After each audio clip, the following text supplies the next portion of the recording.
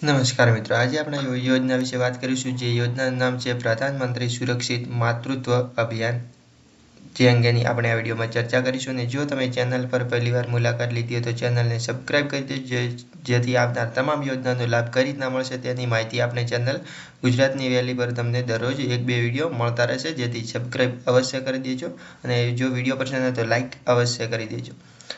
તો લાભ કોને મળશે? તો તમામ સંગ્રહવા માતાઓને લાભ આપવામાં આવતો હોય છે માતૃત્વ અભિયાન યોજનાનો.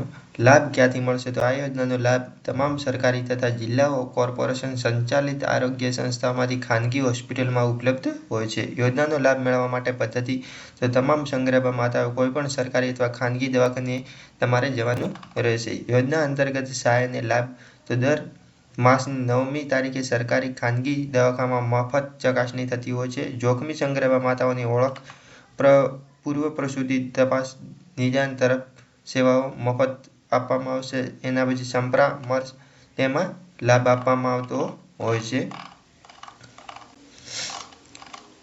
તો બસ મિત્રો, આ વિડીયોમાં આટલું જ. જો તમને વિડીયો પસંદ આવે તો લાઇક, શેર અને સબસ્ક્રાઇબ અવશ્ય કરી દેજો.